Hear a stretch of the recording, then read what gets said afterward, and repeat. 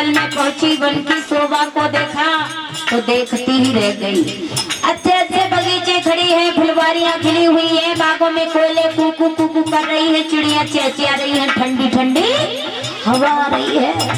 शोभा को पवरेखा ने देखा तो देखती रह गई, सोचने लगी वाह जी वाह, बड़ा सुंदर बगीचा है, देखने में बहुत अच्छा लग रहा है। और सोच रही है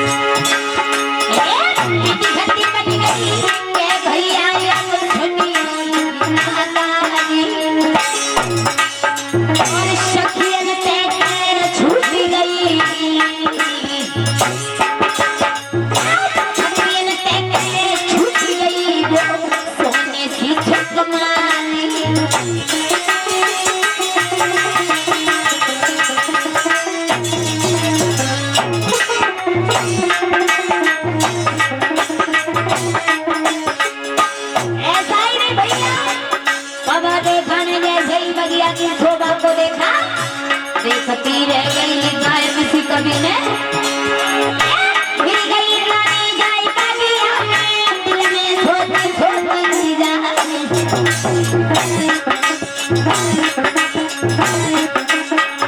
देखे बाजे और जब भालू चेहरा भवड़ा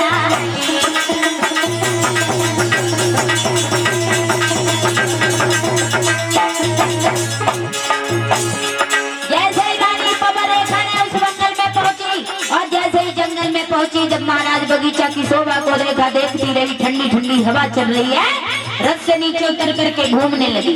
और महाराज गजब हो गया, ठंडी ठंडी हवा के झोंकों से तूफान आ गया, आंधी आ गई, जिसके कारण भैया पवनरेखा साथ की सहेलियों से बिछुड़ गई। और ऐसा ही नहीं भैया, गजब हो गया।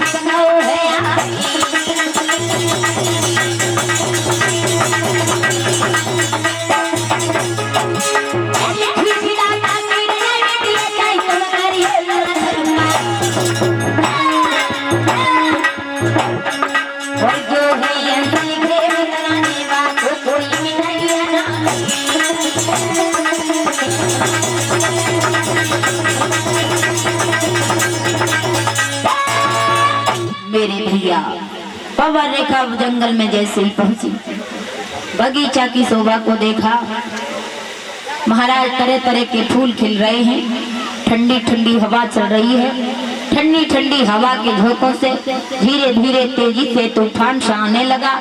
पवनरेखा सोच रही है प्रभु अब क्या होगा। आज महाराज धीरे धीरे तेजी से जब तूफान आ गया, हाथ का हाथ दिखाई नहीं देता है, पवनरेखा साथ की सहेलियों से बिछुड़ गई। अब तो जंगल में अकेली चिल्ला रही है, पिया उग्रसेन मुझे आकर के बचाओ, ये शेर, ये चीते, ये भालू बंदर मुझे खा जाएंगे, मुझे आकर के बचा लीजिए। महाराज उग्रसेन तो उस बगिया में थे नहीं, मगर उसी बगिया में, उसी जंगल में एक दुर्मिलिक नाम का राक्षस छुपा था झाड़ी में।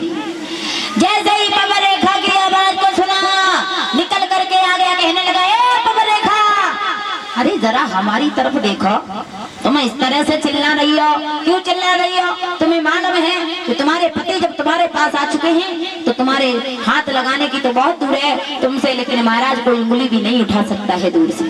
तुम चिंता मत करो, मैं आज का हूँ। मैया पवनरेखा नहीं जान पाई, उस राक्षस ने उसी के पति का रूप धारण कर लिया, यानी उग्रसेन का रूप धारण करके भाई दुर्मिलिक नाम का राक्षस जो था पवनरेखा के पास आ गया। जैसे ही राक्षस आया, कहा देवी जी तुम चिंता न करो, और बहुत समय है अभी हमारे पास। देखिए आज तुम जंगल में आई हो और तुम्हें मालूम ही है कि हमारे घर में कोई संतान नहीं है, तो आइए हम और तुम मिलकर के विहार करेंगे इसी जंगल में, शायद भगवान की कृपा से हमारे घर में कोई संतान हो जाए। महाराज उस राक्षस ने मैया पवनरेखा को बहला लिया, फुसला लिया, और उसने क्या किया, अपनी बातों में लगाया है मैया पवनरेखा को, और बातों में फंसा करके लेकर के एक झाड़ी में चला गया। और झाड़ी में जैसे ही पहुंचा और जा करके उसने मैया के साथ में बहुत बड़ा उपद्रव कर दिया मेरे भैया।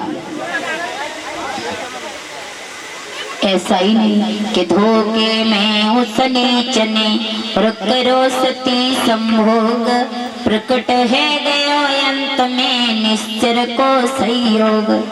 मैया के साथ में उसने अत्याचार कर डाला, मैया का पतिव्रत धर्म नष्ट कर दिया मेरे भैया।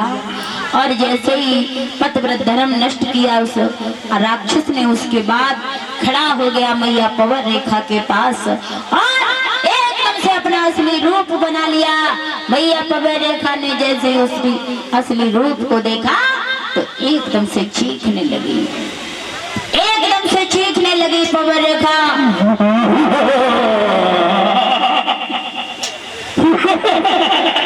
पवन रेखा ने देखा ये मेरा पति नहीं बल्कि कोई राक्षस है। अब तो पवन रेखा अपने को धिक्कारने लगी, उस दुष्ट को गालियां देने लगी, अरे दुष्ट तूने ये क्या कर दिया, मेरा पतिव्रत धर्म नष्ट कर दिया।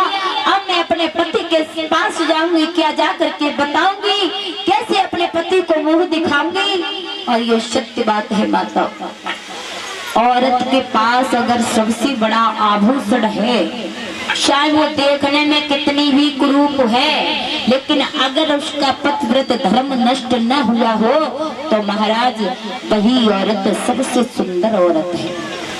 और चाहे कितनी भी सुंदर क्यों ना हो, चाहे महाराज उसके मुख से फूल क्यों न झर रहे हो, लेकिन अगर उसका धर्म पतिव्रत धर्म नष्ट हो गया है तो महाराज वो सुंदर नहीं बल्कि कुरूप से भी बड़ी कुरूप है।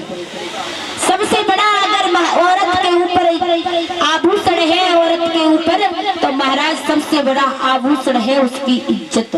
चाहे कितने भी माल जेवर पहने, चाहे कितना भी सोना चांदी ला दे, मगर महाराज जब तक इज्जत नहीं है तब तक कुछ नहीं है। आज पवन रेखा का सब कुछ लुट गया है। पवन रेखा उस राक्षस को गालियां देने लगी और कहने लगी, अरे राक्षस तूने तो मेरा पतिव्रत धर्म नष्ट कर दिया, अब मैं अपने पिया को मुंह दिखाऊंगी तो कैसे जा करके दिखाऊंगी। माताओं की बात का ध्यान रखना, पहले की हमारी माताएं बहनें हुआ करती थी, पहले की वो अब भी ऐसी हैं, आज भी हमारी ऐसी माताएं बहनें कैसी, पहले की हमारी माताएं बहनें जो हुआ करती थी, एक बार जिसे अपने पति के नाम से चुन लेती थी कि यही मेरा पति है, फिर चाहे जान क्यों न चली जाए, महाराज उसी को पति बना करके रखती थी।